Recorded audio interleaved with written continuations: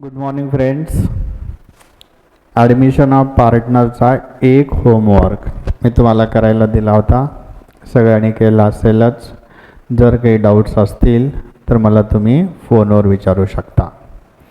आज आपण एक नवीन प्रॉब्लेम घेणार आहोत. तर तुमच्या बोर्डाचं जे बुक आहे त्या बुकचा page number 162.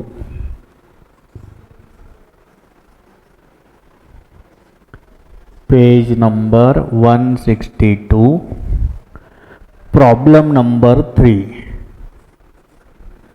Page number 162, problem number 3. तर सगळेजण फॉर्मॅट ड्राफ्ट करून घेतील. सगळ्यांना फॉर्मॅट तर माहिती आहे की आपण काय काय बनवतो.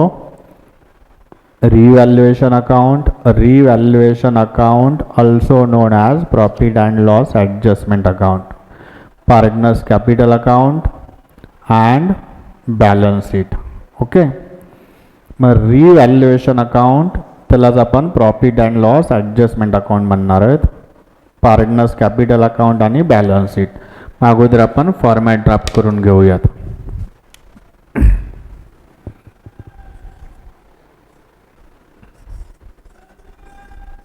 त्यानंतर partners capital account.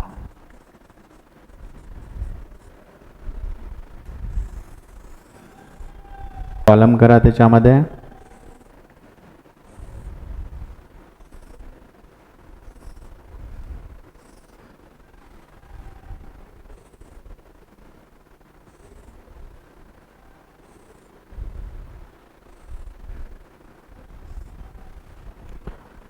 and balance sheet.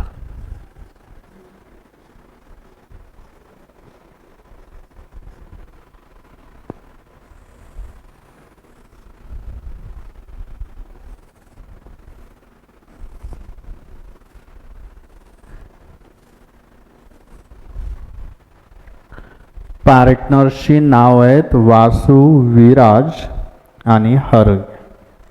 वासू, विराज आणि हरी. वासू, विराज आणि हरी. तुम्हाला कॉलमची नावं व्यवस्थित लिहायचे. Amount rupees. तर सगळ्यांचा फॉर्मॅट झाला बेटा. आपण प्रॉब्लेम कसा सोडवायचा याच्या स्टेप्स मागच्या 2 प्रॉब्लेममध्ये पाहिलेत. परत आज बघूयात. पहिली स्टेप बेटा ॲडजस्टमेंटच्या मार्किंग करणे. बॅलन्स शीटमधल्या ज्या ज्या आयटम्सवर ॲडजस्टमेंट आहेत त्या सगळ्यांना मार्क करायचं. मागच्या प्रॉब्लेममध्ये ॲडजस्टमेंट कशा कशावर आहेत. तर पहिली ॲडजस्टमेंट आहे बेटा कॅशवर. कॅश ॲट बँकला मार्क करा. दुसरी गुडविलची ॲडजस्टमेंट सेपरेट आहे. थर्ड डेटर्सवर ॲडजस्टमेंट आहे. फोर्थ क्लोजिंग स्टॉकवर आणि लास्ट प्लांट अँड बिल्डिंगवर. ओके, तर सगळ्यांच्या ॲडजस्टमेंटच्या मार्किंग झाल्या. मग आता आपण problem वाचूयात. Vasu and Viraj share profit and losses in the ratio of 3:2 respectively. Their balance sheet as on 31st March 19 was as under. वासू आणि Viraj 3 partner आहेत. Okay, आणि त्यांचा रेशो आहे 3:2 म्हणजे 3/5 2/5. ओके, मग 3/5 आणि 2/5 हा रेशो आहे. तर त्यांनी एक बॅलन्स शीट दिली आहे. बॅलन्स शीट कधीची आहे त्याची डेट बघून घ्या बेटा सगळ्यांनी. आणि त्या डेटवरनं तुम्हाला डिसाईड करायचं आहे की ॲडमिशनची अकाउंटिंग कोणत्या डेटची असेल. ओके, डेट आहे 31st March 19. ओके, बॅलन्स शीटच्या खाली काय दिलं आहे he shall have to bring in rupees, sorry, they admit Hari into partnership. Okay, हरीला त्यांनी ॲडमिशन दिले 1 एप्रिलला. हरीला ॲडमिशन दिले 1 एप्रिलला. तर आता तुम्हाला पहिला स्टेपमध्ये काय काय करायचं आहे आठवा बरं. आठवते सगळ्यांना. पहिल्यांदा 3 स्टेप करायच्या. फर्स्ट कॅपिटल बॅलन्स लिहायचं. कॅपिटल बॅलन्स कसं लिहायचं तर कॅपिटल लायबिलिटी साईडला असेल तर क्रेडिटला लिहायचं आणि ॲसेटला असेल तर डेबिटला लिहायचं. मग आज वासू आणि विराटचं कॅपिटल लायबिलिटी साईडला आहे. मग आपण क्रेडिटला लिहूयात by balance brought down. By balance brought down. इथं जर एखाद्या पार्टनरचं कॅपिटल ॲसेटला असतं तर आपण डेबिटला लिहिलं असतं. वासूचं कॅपिटल आहे 1,08,000. 1,08,000 वासूच्या कॉलममध्ये लिहा. आणि विराटचं कॅपिटल बॅलन्स आहे 72,000. हरीचं कॅपिटल बॅलन्स शीटमध्ये नाही. कॅपिटल बॅलन्स लिहिल्यानंतर सेकंड स्टेप काय आपली तर रिझर्व प्रॉफिट लॉस वाटून देणे. आजच्या बॅलन्स शीटमध्ये रिझर्व आहे लायबिलिटी साईडला, म्हणून आपण पार्टनर्सच्या कॅपिटलमध्ये क्रेडिट साईडला वाटून देणार बाय जनरल रिझर्व. 30,000 आहे. 3:2 मध्ये जर वाटलात तुम्ही म्हणजे 3/5 आणि 2/5 तर वासूच्या हिश्श्याला येईल 12,000 आणि विराटच्या हिश्श्याला येईल, सॉरी, वासूच्या हिश्श्याला 18,000 आणि विराटच्या हिश्श्याला 12,000. ओके, कॅपिटल बॅलन्स लिहिलं, रिझर्व वाटला. त्यानंतर राहिलेली अख्खी बॅलन्स शीट नवीन बॅलन्स शीटमध्ये पोस्ट करायची. लायबिलिटी साईडला काय राहिलंय सन्ड्री क्रेडिटर्स 45,000. Sundry creditors 45,000. संपली liability side. Asset side cash at bank. Cash at bank inner column मध्ये ला बेटा 750 1 लाईन ब्लँक. सन्ड्री डेटर्स याच्यावर ॲडजस्टमेंट आहे 66,750.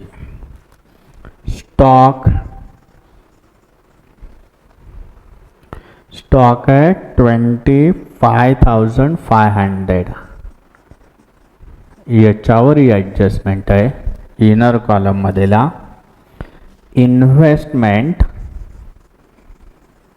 इन्व्हेस्टमेंटवर ॲडजस्टमेंट नाही.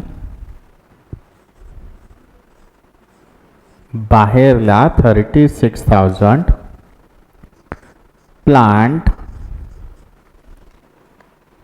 प्लांटवर ॲडजस्टमेंट आहे इनर कॉलम 90,000 आणि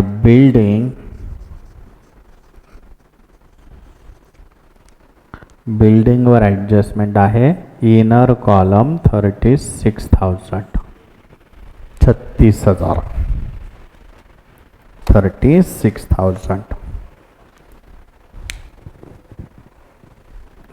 रिझर्व वाटून दिला आणि राहिलेली अख्खी बॅलन्स शीट पोस्ट केली. इथंपर्यंत कुणाला डाऊट आहे नाही? ठीक आहे. नेक्स्ट स्टेप बेटा, आता काय करायचं तर ॲडजस्टमेंट सोडवायच्या. इथंपर्यंत सगळे आले, कुणाला काही डाऊट? ओके, ॲडजस्टमेंट बघूयात आपण.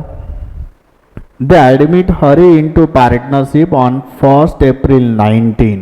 The terms being that त्यांनी हरीला ॲडमिशन दिले बेटा आणि त्याच्या खाली काही टर्म्स दिलेले आहेत. ॲडजस्टमेंट आहेत.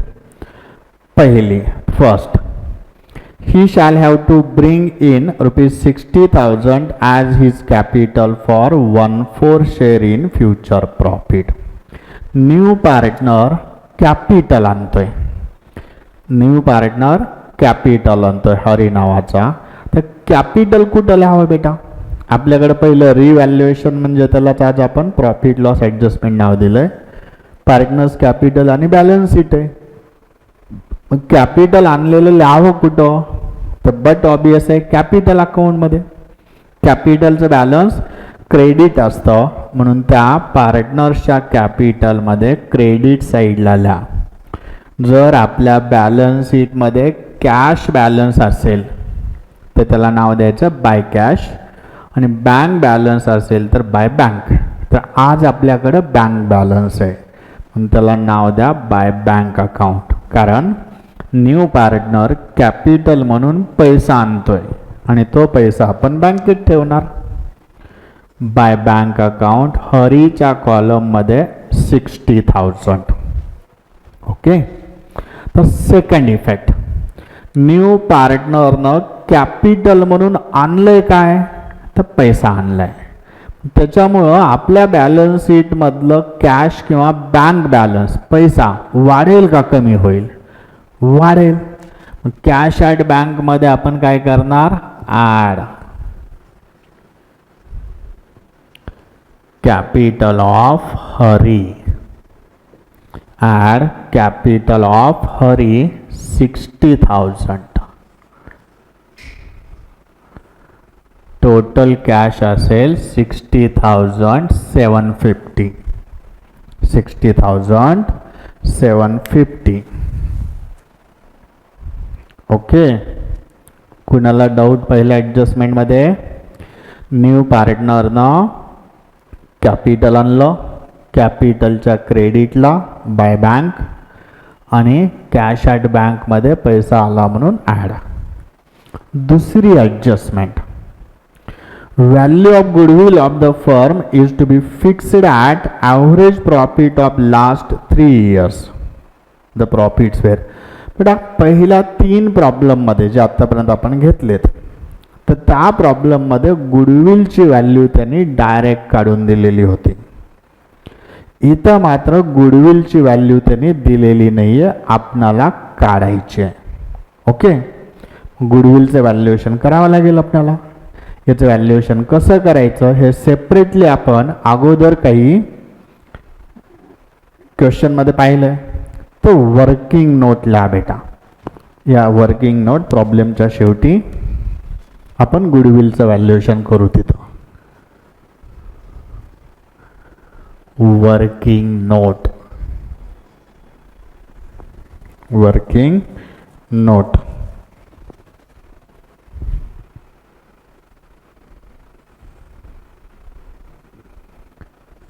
Valuation of goodwill. गुडविलची व्हॅल्यू आपण काढणार आहेत. Valuation of goodwill. ओके. कोणत्या मेथडनं व्हॅल्युएशन करायला सांगितलं त्यांनी? तर average profit method.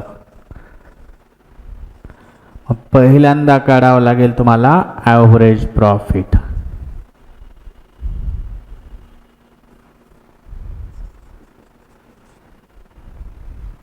Average profit. Average प्रॉफिटचा फॉर्म्युला बेटा टोटल प्रॉफिट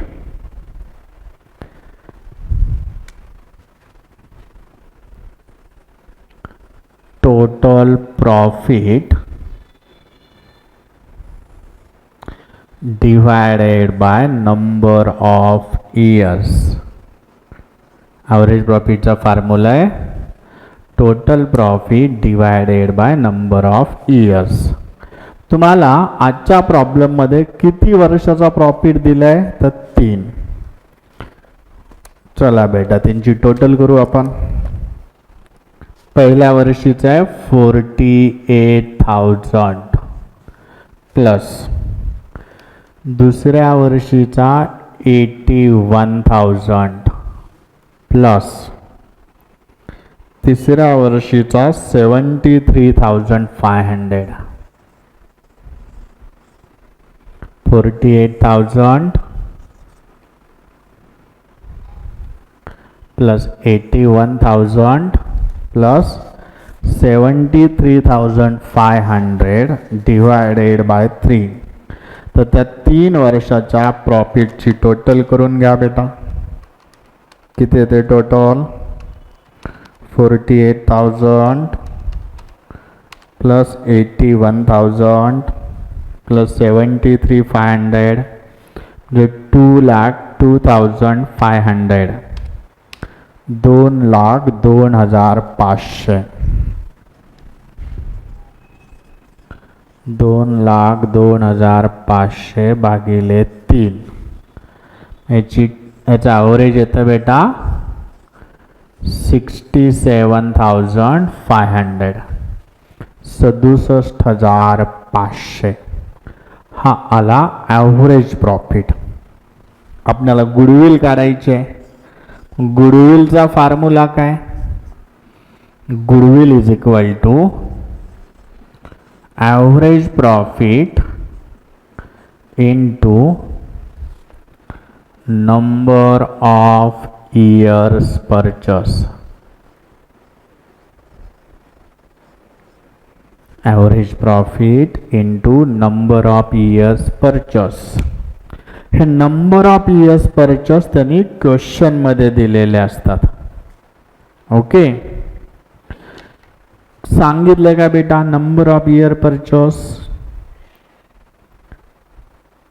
तर त्यांनी नंबर ऑफ इयर परचेस दिलेलंच नाहीये. त्यांनी 2, 3, 4 असं देतात. ओके, नाही दिल्यावर नंबर ऑफ इयर परचेस 1 घ्यायचं. म्हणजे 67,500 इंटू 1. तर 67,500 एवढीच गुडविल आली. समजा नंबर ऑफ इयर परचेस 2 दिला असतं तर आपण त्याला इंटू 2 केलं असतं.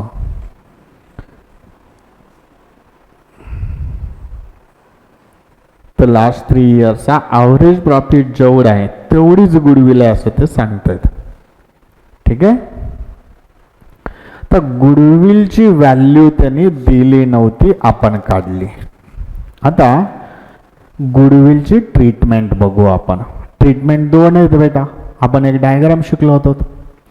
एक तर न्यू पार्टनर म्हणजे गेनिंग पार्टनर गुडविल कॅशमध्ये आणेल किंवा गुडविल रेज केली जाईल. लक्षात घ्या बेटा, कॅशमध्ये गुडविल आणली काय, रेज केली काय.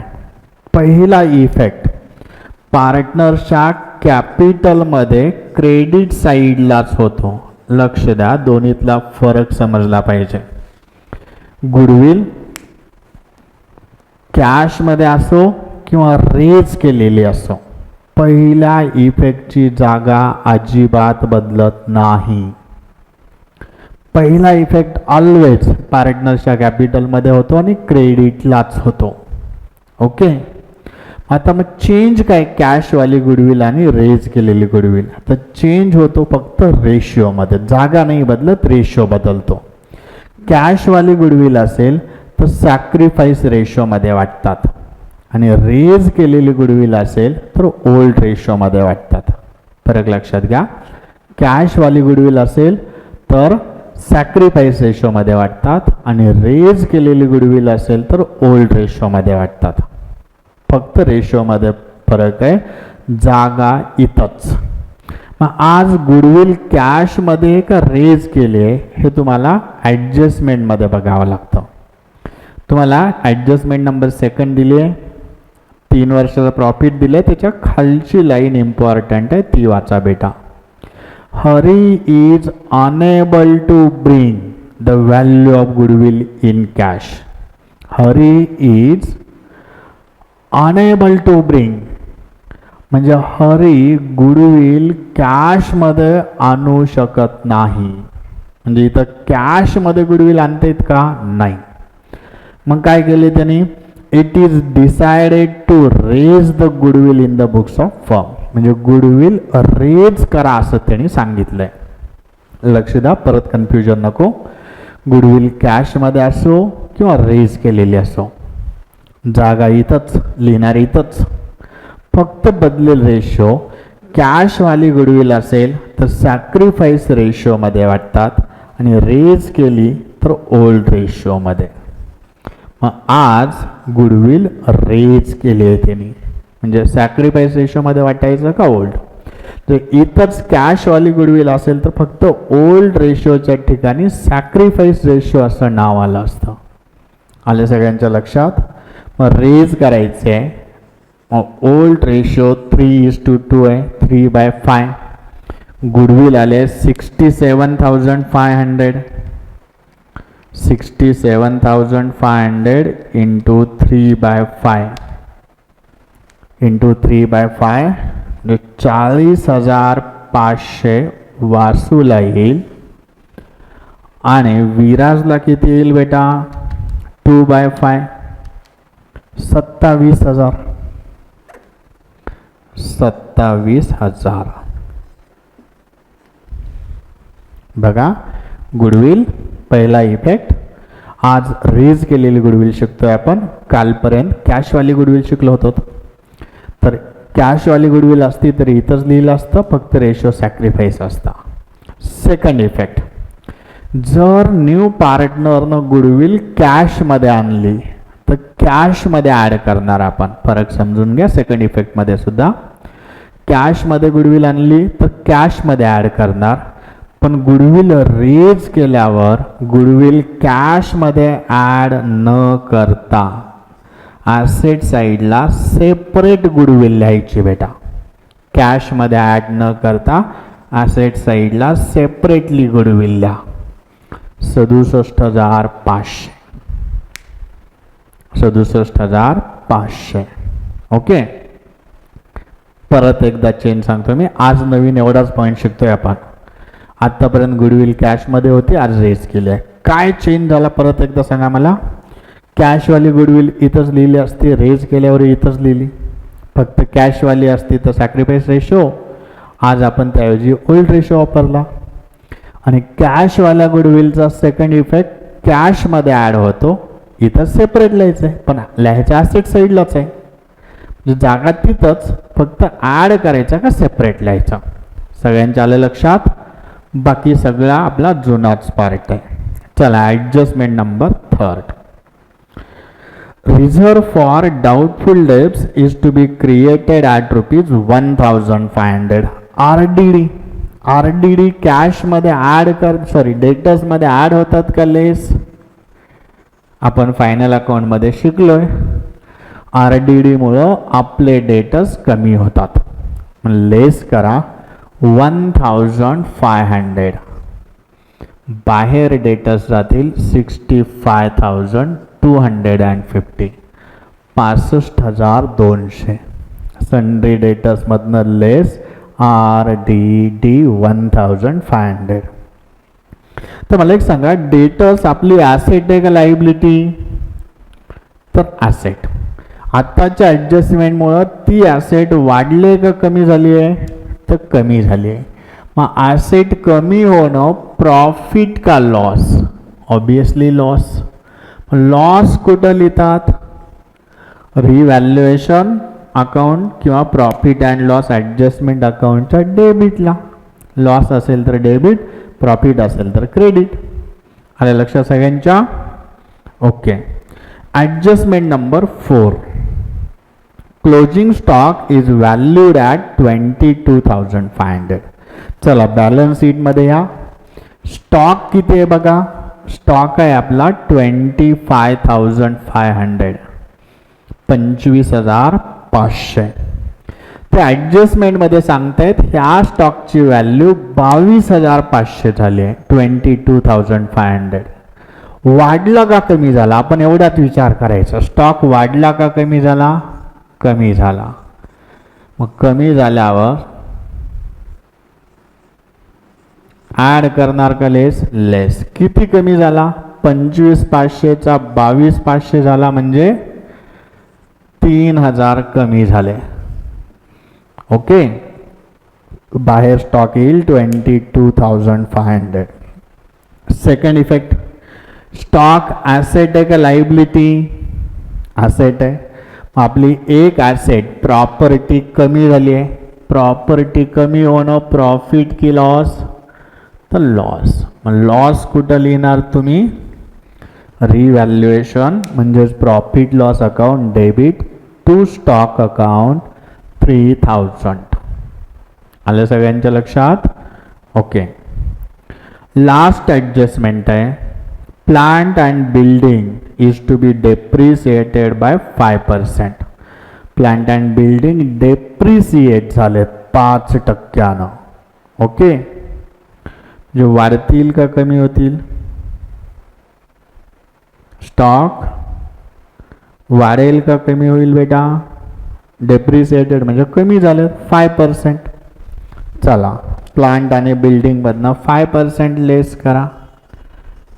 कमी झालेत म्हणजे लेस डेप्रिशिएशन 5%. 90,000च्या 5%. 90,000च्या 10% येतात 9,000. 5% म्हणजे त्याचे अर्धे 4,500. बाहेर 85,500 85,500. आणि बिल्डिंग मधनं लेस डेप्रिशिएशन 36,000च्या 5%. 36,000च्या 5% 1,800. बाहेर 34,200. ओके, तर आपल्या दोन ॲसेट प्लांट अँड बिल्डिंग ह्या दोन ॲसेट डेप्रिसिएट झालेत म्हणजे कमी झालेत. ॲसेट कमी होणं हा आपला प्रॉफिट की लॉस? लॉस. मग लॉस कुठं लिहिणार? आपल्या प्रॉफिट लॉस ॲडजस्टमेंटच्या डेबिटला प्लांट आहे 4,500 आणि बिल्डिंग आहे 1,800. 1,800. ओके, तर आजच्या प्रॉब्लेमचा ऑल ॲडजस्टमेंट संपला. बेटा लक्षात घ्या, फक्त गुडविलची ट्रीटमेंट आज थोडी बदलली. कालपर्यंत आपण कॅशवाली गुडविल पाहिली होती, आज रेज केलेली. खूप छोटासा फरक आहे दोन्हीमध्ये, तो तुमच्या लक्षात आला असेलच. संपलं. मग आता आपण profit loss adjustment account close करू. प्रॉफिट लॉस ॲडजस्टमेंट म्हणजे आपलं रिव्हॅल्युएशनच. त्याचं दुसरं नाव. नारळ लिहिलं काय, श्रीफळ लिहिलं काय, मिनिंग सेम. 10,800 टोटल. डेबिटची जास्त येईल 10,800. Balance in figure 10,800 bye partners capital account. Bye partners capital account. कोणत्या पार्टनरला हा प्रॉफिट लॉस वाटून द्यायचा? तर ओल्ड पार्टनर. कोणत्या रेशोमध्ये? ओल्ड रेशोमध्ये. 10,800 इंटू 3/5 आणि 10,800 इंटू 2/5. 10,800 गुणिले 3/5 6,480. वासूला येईल 6,480 वासूला आणि 4,320 विराजला. Okay, profit loss adjustment close केलं. बॅलन्सिंग फिगर काढली, ओल्ड पार्टनरला वाटून दिली. ठीक आहे. आता ह्याचा वाटून दिलेल्या अमाऊंटचा सेकंड इफेक्ट. प्रॉफिट लॉस ॲडजस्टमेंटच्या क्रेडिटला पहिला इफेक्ट आहे, दुसरा ऑब्वियसली डेबिटला होईल. कुणाच्या अकाउंटमध्ये? तर वासू आणि विराजच्या अकाउंटमध्ये, म्हणजे पार्टनर्सच्या अकाउंटमध्ये. तिथं क्रेडिट आहे, खाली डेबिटला होईल. Profit and loss adjustment account 6,480 आणि 4320, 6480 आणि 4320. ओके, तर कॅपिटल अकाउंट क्लोज करू बेटा आणि याचं बॅलन्स शीटमध्ये लिहू. वासूच्या कॅपिटलची कोणती टोटल मोठी येते? क्रेडिट साइड 1,08,000 प्लस 18,000 प्लस 40,500, जो 1,66,500, 1,66,500. तीच टोटल आपण डेबिटला लिहिणार. या डेबिटला 166,500. आता यातनं डेबिटची टोटल लेस करा. टोटल किती? Balancing figure 1,60,020, 1,60,020. हे झालं वासूचं कॅपिटल. विराजच्या कॅपिटलची टोटल किती येईल बेटा?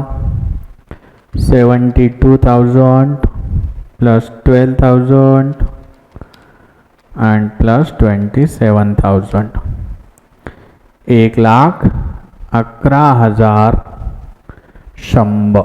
सॉरी 1,11,000, 1,11,000. Balancing figure 1,06,680, 1,06,680. हरीचं कॅपिटल, हरीची टोटल येईल 60,000, 60,000. Balancing figure 60,000.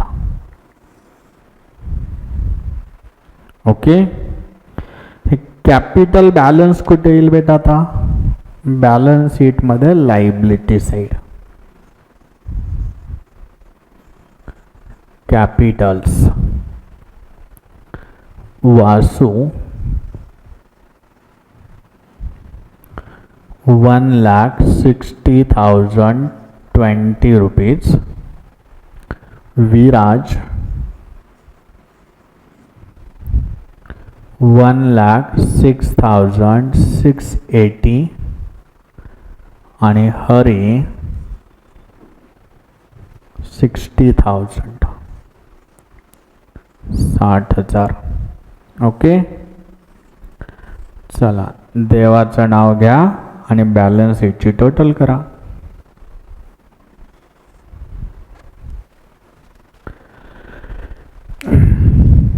Liability side total, asset side total. सगळेजण टोटल स्वतः करत आहेत. लायबिलिटी साइडची टोटल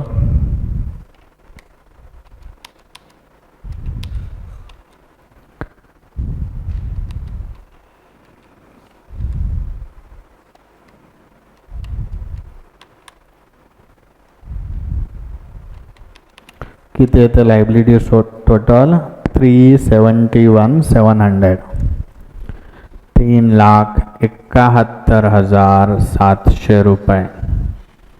ॲसेट साइड 371,700,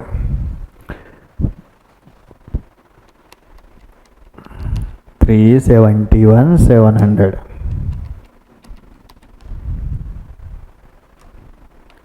टाली होते काय बॅलन्स शीट सगळ्यांची?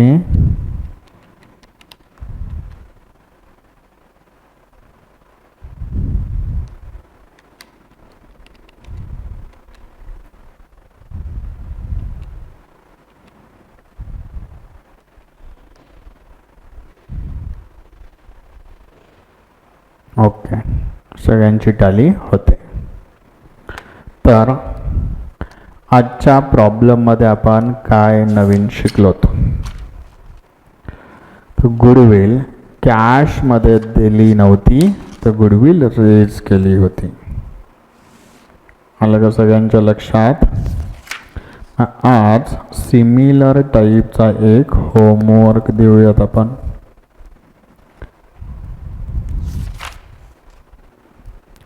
तर हा प्रॉब्लेम टॅली झाला बेटा. तर आज तुम्हाला मी कुठलाच होमवर्क नाही देणार. नेक्स्ट प्रॉब्लेम घेतल्यावर होमवर्क देईन. चालेल? Okay, thank you.